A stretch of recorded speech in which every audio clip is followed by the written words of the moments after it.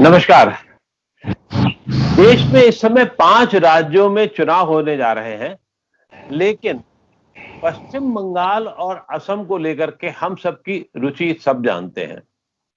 खासतौर से हिंदी भाषी राज्यों में रुचि जितनी के पाठकों की जितनी रुचि पश्चिम बंगाल और असम के चुनाव को लेकर के है, वो एक अलग तरीके की है और उसके पीछे कारण भी है, क्योंकि यहाँ के चुनाव देश की राजनीति को एक नई दिशा देंगे और ये माना जा रहा है कि पश्चिम बंगाल को जिस तरह से भारतीय जनता पार्टी और नरेंद्र मोदी और शाह की जोड़ी चुनाव जिस तरीके से लड़ रही है, वो अपने आप में ऐतिहासिक है। लेकिन इससे किसी भी हालत में अन्य 3 राज्यों के चुनाव का महत्व कम नहीं होता है। साल के बाद जो राज्य से महत्वपूर्ण है तमिलनाडु का। तमिलनाडु में 234 सीटों पर चुनाव होने जा रहे हैं। एक अलग परंपरा रही है, अलग दिशा रही है तमिलनाडु की और तमिलनाडु के चुनाव की और वहां के जन नायकों की। वहां पर करुणानिधि, जयललिता, एमजीआर इनके किसी नहीं है। बच्चा बच्चा फिल्मों से प्रभावित है और आज भी जब रजनीकांत और कमल हासन की फिल्में लगती है तो बिल्कुल पर होता है जो हिंदी भाषी उस आकर्षण को समझ तक नहीं सकते। तो इस हिसाब से तमिलनाडु जो मंदिरों का प्रदेश है, जो जिसकी विकास की गाथा एक अलग तरीके की है और जो लेकर के बहुत चिंतित रहता है, बहुत उस पर काम करता है, तो इस लिहाज से भी तमिलनाडु का चुनाव अपने आप में बहुत महत्वपूर्ण रहा है। वहां पर आमतौर पे कभी एडीआईएमके यानी कि एमजीआर और बाद में इनका जयललिता का बहुत प्रभुत्व रहा है और दूसरी तरफ द्रमुक करुणानिधि और अब उनके बेटे स्टालिन का प्रभुत्व है।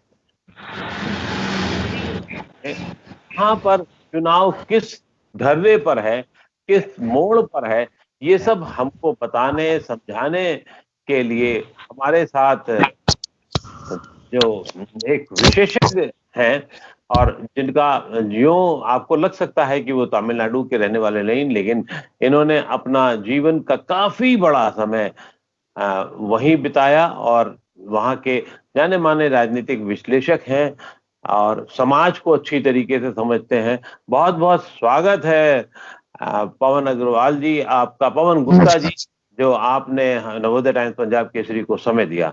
तो जरा ये समझाइए, जहां जिस तरीके से पश्चिम बंगाल का चुनाव है और दूसरी तरफ तमिलनाडु का चुनाव है, तो कैसे बहुत सारा अलग है और अब खास तौर से जब जयललिता नहीं है और उनके बाद पलानीस्वामी जो है वो पूरी एक नए तरीके से काम कर रहे हैं, दिशा दी है उन्होंने, तो क्या चुनाव ये सिर्फ स्टालिन वर्सेस पलानीस्वामी ही होगा, क्या होगा?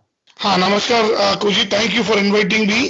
पहले तो ये बताना चाहता हूं कि तमिलनाडु का जो चुनावी है जंग, वो अभी 4 पार्टियों में बंट गया है। एक तो एआईएडीएमके का भी 2 भाग हो गया है। एएमएमके करके जो अम्मा से अलग होके अपने शशिकला मैडम के भतीजे ने जो चालू की है, उनका काफी बड़ा हक वोट बैंक वो भी छीनने की कोशिश में है। और स्टालिन जी ऑलरेडी इनका जो 10 साल का जो जयललिता का मैडम का और पलानीस्वामी का जो चल रहा था, और एंटी इनकम्बेंसी एडीएमके को थोड़ा प्रभावित करेगा जरूर। और तीसरा एएमएमके जो मैं बोल रहा था जिसका प्रभाव है, उनके साथ एक तमिल के एक्टर है विजयकांत, वो जाके जिसको डीएमडीके बोलते हैं, उन्होंने उनके साथ अपना गठबंधन कर लिया है, जिनका 6% शेयर था पिछले चुनावी जंग में। और तीसरी बड़ी बात यह है कि अब अपने विजयकांत के अलावा माने जाने एक्टर श्री कमला हासन जी भी मैदानी जंग में आ चुके हैं।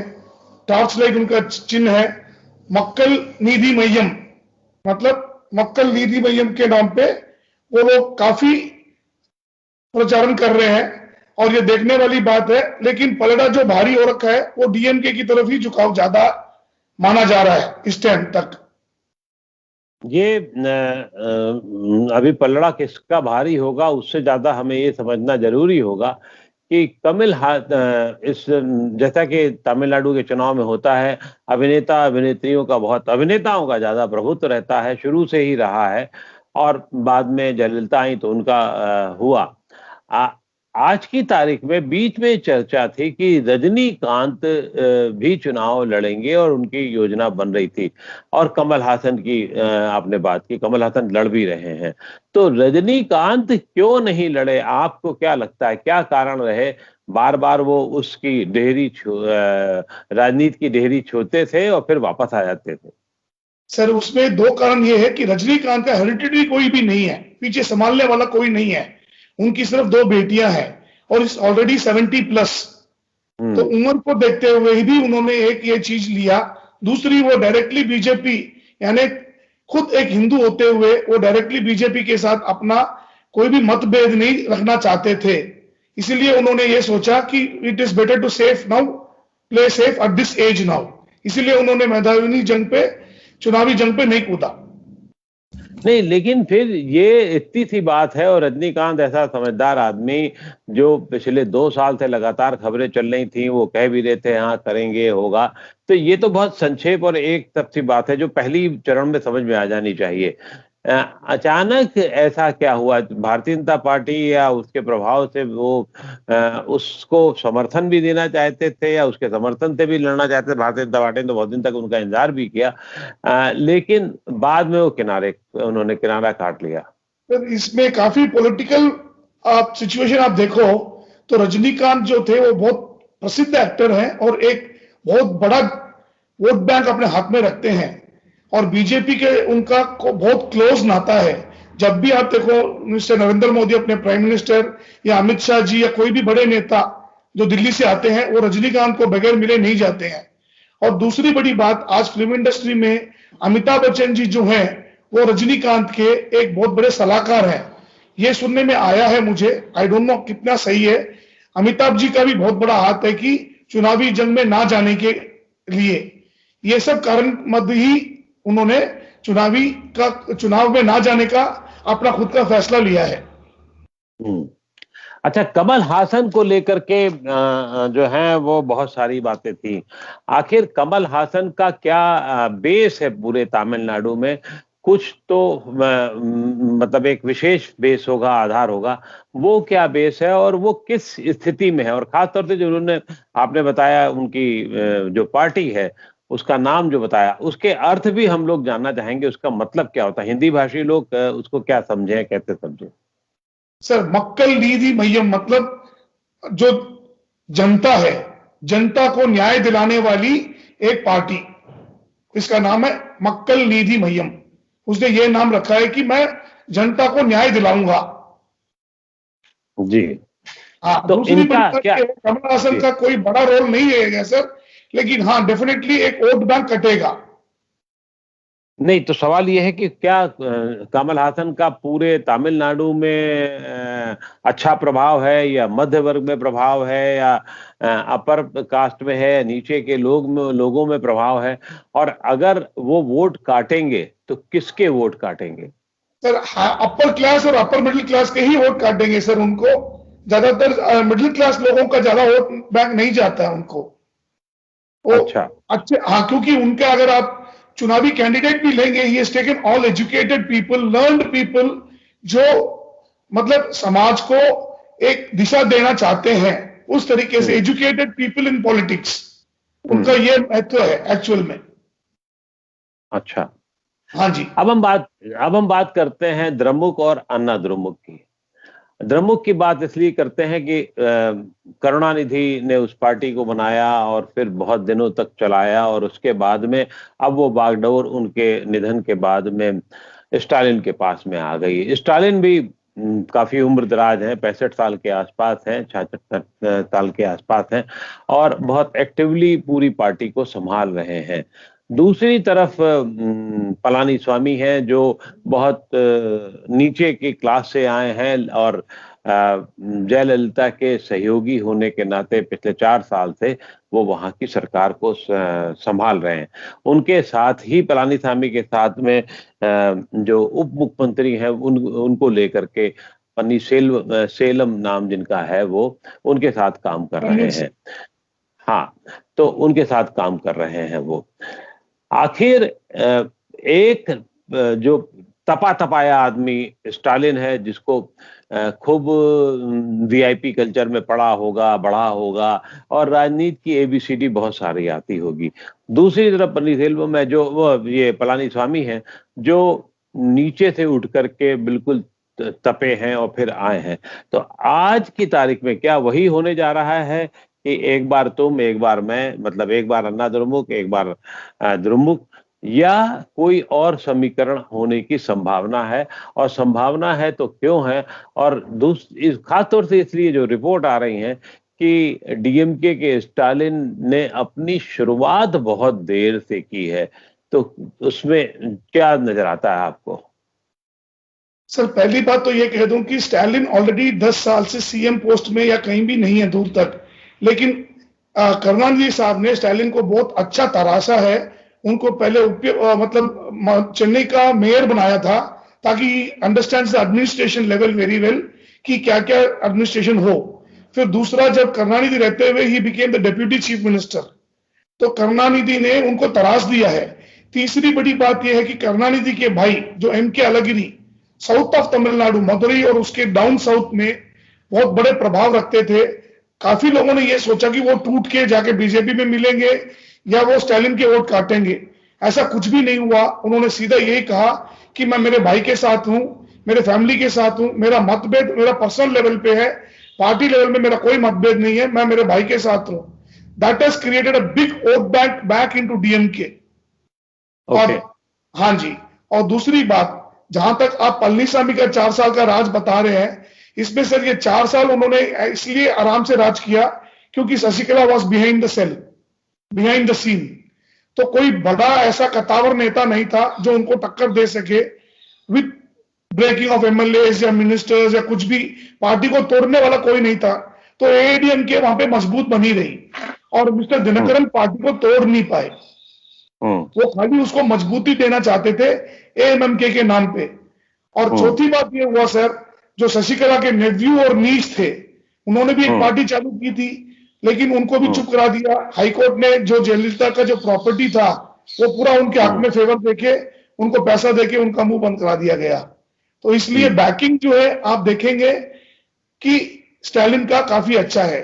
और फोर्थ पॉइंट आपने ये पूछा था कि स्टालिन ने लेट स्टार्ट किया। हाँ जी, उनके साथ प्रशांत किशोर जी हैं। You know very well what is the background of Prashant Kishor ji. Bihar में भी हैं, कलकत्ता में भी हैं, यहाँ स्टालिन के साथ भी हैं। और काफी अग्रेसिव पॉलिटिक्स चल रहा है इस टाइम स्टालिन का। कोई भी यूट्यूब चैनल आप खोलोगे तमिलनाडु का, पहले स्टालिन का एडवर्टाइजमेंट आता है। सोशल मीडिया में भयंकर छाए हुए हैं, क्योंकि 19 से 20 लाख नए बच्चे वोटर बैंक हैं इस टाइम, दोस्त ओवर इनटू सोशल मीडिया। और उसके अलावा तमिलनाडु में फ्री बीस भयंकर बांटी जा रही हैं दोनों पार्टी की तरफ से। मैं उसी पे आ रहा था, वो तो एक अलग मामला है। लेकिन जो पहले तो ये देखा गया था एआईएडीएमके पे कि पलानीस्वामी और पनीरसेल्वम जो डिप्टी चीफ मिनिस्टर हैं, इन दोनों में नहीं पटती थी, लेकिन बाद में शायद भारतीय जनता पार्टी के या केंद्र सरकार के दबाव में दोनों लोगों ने समझौता किया और आगे बढ़ रहे हैं। हाँ जी, ये बात बिल्कुल सही है। और आप समझो कि जब बीच में उपचुनाव एमपी का चुनाव आया था, ओपी पन्नीरसेल्वम जो डिप्टी चीफ मिनिस्टर, उनके बेटे को तेनी से उन्होंने एमपी बनाया, पेरियाकुलम एरिया से, जहां से वो आते हैं। और उन्होंने बहुत कोशिश की कि वो जाके अपने बेटे को एक मिनिस्ट्री पोस्ट भी दिलाएं। ये हुआ नहीं। इसलिए बीजेपी का बहुत बड़ा हाथ है इस पॉलिटिक्स के अंदर। दूसरी बड़ी बात, अमित शाह जैसे नेता, he is very very smart and intelligent, he knows how to play trump cards. और तो जो तमिलनाडु के अंदर बीजेपी आने का ही संभावना नहीं थी, उन्होंने अब 20-22 सीटों पे लड़ भी रहे हैं और काफी बड़ा चंक ऑफ वोट लेके भी जाएंगे एडीएमके के साथ मिलके। तो मेरे को लग रहा है कि बीजेपी अपना फुटहोल्ड धीरे धीरे तमिलनाडु में जमाएगी। इसीलिए अब डीएमके का जो राजनीति है वो वापस पुराने लेवल पे चला गया है कि हिंदी भगाओ, हिंदी वालों को भगाओ।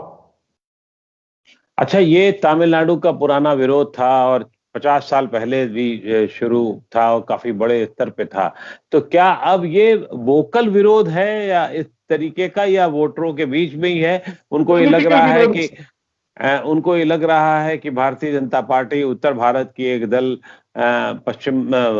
दक्षिण भारत में आकर के अपना प्रभुत्व बढ़ा रहा है, तो उसका विरोध करना ही चाहिए, और वो विरोध इसी तरीके से हिंदी भाषी विरोध के नाम पे हो रहा है। Sir purely only on election basis ये हो रहा है और कुछ भी नहीं है। बाकी आप अंदरूनी तरफ से देखो तो तमिल लोग बहुत अच्छे हैं, अपने सब भाई की तरह रहते हैं। They are all very nice people. Only political अपने उल्लू सीधा करने के लिए ये गेम खेला जा रहा है और कुछ नहीं होने वाला है सर। और नॉट ओनली दैट, आप खुद आप देखिए महाराष्ट्र पॉलिटिक्स में अगर ये लोग हिंदी वासी को यहाँ छुएंगे तो वहां कितने साउथ इंडियन हैं या तमिल बोलने वाले हैं, दिल्ली में कितने हैं, काफी जगह, हर जगह अपना अपना है। तो वो आप मतलब ये नहीं होने देंगे। खाली पॉलिटिकल वोट बैंक के लिए ये खेला जा रहा है।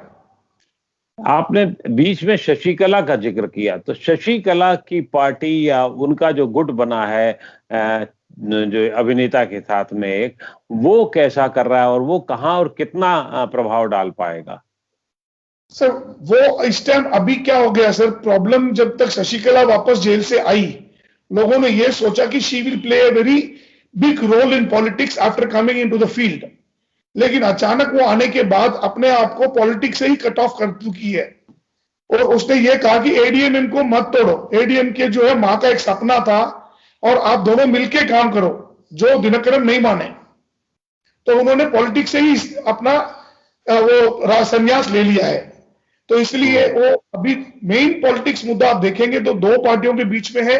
One is DMK, another is ADMK, that is Palaniswami, O Panneerselvam, BJP. और उन्होंने क्या कर दिया सर, अभी एडीएमके ने या 1 ईयर करके एक जो बिजनेस प्रभावित देश साउथ मद्रासी हैं उनको 10.5% रिजर्वेशन भी दे दिया, जो पीएमके के नाम पे प्रसिद्ध है। पाटाली मक्कल कच्ची, अनबुमनी रामदास जो पहले अपने यूनियन मिनिस्टर भी रह चुके हैं, हेल्थ मिनिस्टर पार्टी है वो। तो काफी 5-6 पार्टियां मिलकर वो एडीएमके को मजबूत करके लड़ रहे हैं। तो क्या मतलब आपने पहले कहा था कि डीएमके का पलड़ा भारी है, तो क्या डीएमके मतलब खुला है और आगे ज्यादा तेजी जा रही है, या लड़ाई है, या कुछ भी हो सकता है? टक्कर की लड़ाई है सर, टक्कर की लड़ाई होगी।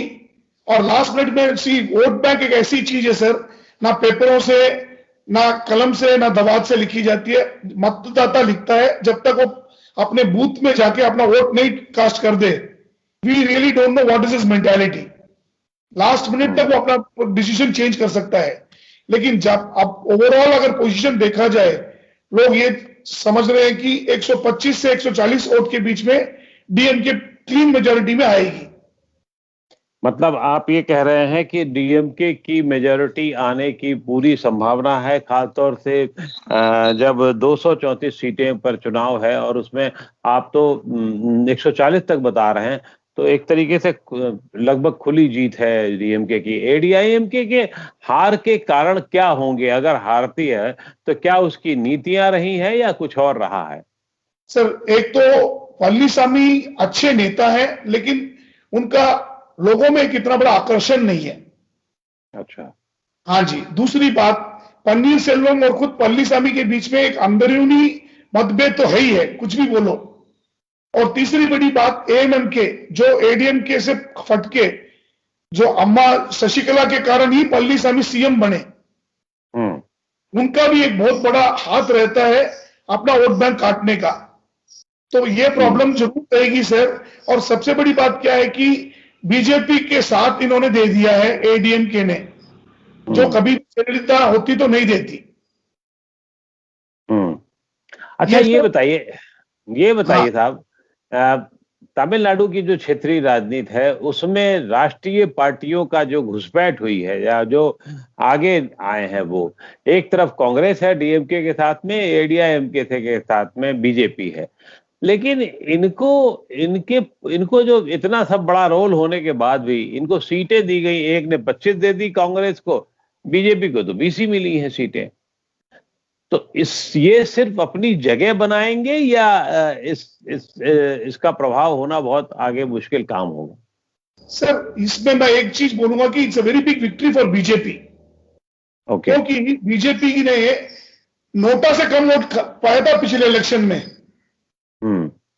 और समझिए आप, तो बीजेपी को 20 सीट, वो भी इतनी बड़ी पार्टी के साथ मिल रही है, एडीएमके के साथ, तो it is really making inroads into the people's heart. और सेकंड बात ये है सर कि इतने सालों से एक अपने फॉरवर्ड क्लास बोले, या पॉलिटिक्स में मेरे को बोलना नहीं चाहिए, जो फ्रंट फॉरवर्ड क्लास है, जो हिंदू है, वो काफी लोग बीजेपी के साथ हैं इस time. They wanted a change, तो might be that will bring a big political cloud into the BJP vote bank. BJP को अच्छा खासा वोट मिलेगा। जी। तमिलनाडु की राजनीति में एक चीज बहुत प्रभावी रही है, वो ये है कि वहां पर फ्री बीज खूब बांटे जाते हैं। आज से 15 साल पहले लोगों को टेलीविजन सेट बांट दिए गए, उसके बाद अब वॉशिंग मशीन की बात आ गई, उसके बाद और तो और वो एक सोने को लेकर के ऋण माफी की भी एक बात आई हुई है। तो ये फ्रीबीज का सिलसिला क्या लोग सिर्फ खाने पीने के लिए करते हैं या सही जगह पे पहुंचती हैं, और ये एक होड़ लगातार चलती रही है और उसका इम्पैक्ट सही में कितना रहा है, कितना लोगों को फायदा होता रहा है उससे? अक्कू जी, आप खुद इतने ट्रैवल किए हुए हैं, you know lot of things. आज तमिलनाडु के अंदर पीपल आर मोर एजुकेटेड, लेकिन the standard of living is not that very high. मैं लोअर मिडिल क्लास और मिडिल क्लास की बात कर रहा हूं। तो जब तक आप फ्री भी, अब एआईएडीएमके ने 6 गैस सिलेंडर्स फ्री में देने की बात की है। जिनके घर में चूल्हे ही नहीं है, वो गैस सिलेंडर का करेगा क्या? होटल में बेचेगा, होटल वालों को देगा। और ये जितने फ्रीबीज बांटे जाते हैं सर, ये जितने कंप्यूटर्स बांटे थे, जितने लैपटॉप बांटे थे, जितनी टीवियां बांटी थी, सब आप जाके देखिएगा, सब अलग अलग स्टोर्स में, दुकानों में, सब रीसेल के लिए आ चुकी हैं। लोग कोई मिक्सी बांटा, ग्राइंडर बांटा। अभी ये लोग गोल्ड लोन भी वेव करेंगे, लोगों का एजुकेशन लोन वेव करेंगे। तो इससे क्या होता है सर, आदमी जो है ही becomes lazy, he waits for the opportunity कि हमको कुछ नहीं करना, गवर्नमेंट अपने आप करेगी। तो ये एक मन में लोगों को धीरे धीरे जहर डाला जा रहा है यंग ब्लड के अंदर, विच इज नॉट गुड। नहीं, ये सही और गलत तो खैर सही कह रहे हैं कि आप अपने हिसाब से सोच रहे हैं, उसको सही और गलत बता रहे हैं, लेकिन वो आपने जो बड़ी बात बताई वो ये कि वो उनको मिलता है और फिर वो दुकानों में चल जाता है, उनके इस्तेमाल के लिए नहीं होता है। नहीं होता है सर जी, क्योंकि उनके घर में जब चूल्हे ही नहीं है तो सिलेंडर के क्या करेंगे? तो आपको कुछ तो चूल्हा और सिलेंडर भी आ जाए तो खाने के लिए क्या है? यहां तो लोग बहुत सिंपल लाइफ जीते हैं सर। अपना बाहर का 10, 15, 20 रुपए में जो चावल, सांभर, इडली वो सब मिल जाता है, वो खा के खुश है। तो what will they do with that? और एजुकेशन लोन फ्री दिए जा रहा है, गोल्ड फ्री दिए जा रहा है, कितने फ्री बीज बांटे जा रहे हैं। और every woman in the family will get 1500 rupees from ADMK if they win, और डीएमके 1000 रुपया देगा घर बैठे बैठे। तो ये सब तो यानी कि ये चुनाव भी जो है वो फ्रीबीज का चुनाव होगा और फ्रीबीज के सहारे ज्यादा लड़ने की बात की जा रही है। तो क्या जिनके लिए आप कह रहे हैं कि डीएमके में स्टालिन ज्यादा बड़े होकर के उभरेंगे, तो क्या स्टालिन ऐसी क्या योजना पेश कर रहे हैं जिससे लोग उन पे भरोसा कर रहे हैं? सर, स्टालिन योजना पेश करने की जरूरत नहीं है सर। उनका अगर 34% वोट बैंक है तो hardly it is to become 33। उनका वोट बैंक नहीं टूटा, एडीएमके का वोट बैंक टूट गया सर, क्योंकि वो 2 पार्टी में बंट गई है, एडीएमके और एएमएमके में। वहां वोट बैंक टूटेगा ही टूटेगा सर। तो कमल हासन जो है वो किसका वोट बैंक तोड़ेंगे? कमल हासन सर एक अपना खुद का लेवल का वोट बैंक ही बनाएंगे, और जो बड़ा कुछ चंक ऑफ वोट बैंक नहीं लेके जाएंगे सर, क्योंकि जो छोटी छोटी पार्टियों के पास जो वोट बैंक थी वो बड़ा ही कमला हासन की तरफ डाइवर्ट हो जाए, कुछ कॉलेज के बच्चे हो जाएं, कुछ मिडिल क्लास एज के लोग हो जाएं, क्योंकि उसको एक स्मार्ट एक्टर की तौर पे देखा जा रहा है। Till now he has not proved himself in the politics scenario. उनका वोट बैंक ज्यादा से ज्यादा 4-5% का ही रहेगा। जी, चलिए, आपने पूरी स्थिति को बहुत साफ शब्दों में और बहुत अच्छे तरीके से समझाया हम सबको। जो खास तौर से मैं फिर बार-बार कहूँगा कि हिंदी भाषी क्षेत्र के लोग बिल्कुल नहीं, बहुत बहुत ही कम समझते हैं, बिल्कुल नहीं तो कहना गलत होगा। तो वो आपने बहुत साफ-सुथरे तरीके से समझाया कि इसके पीछे क्या राज है। बहुत-बहुत आभार आपका नवोदय टाइम्स पंजाब केसरी से बातचीत करने के लिए। आपने हमें समय दिया और बहुत सारी चीज़ें साफ बताई। शुक्रिया। Thank you sir, thank you. Thank you, thank you. Thank you ji.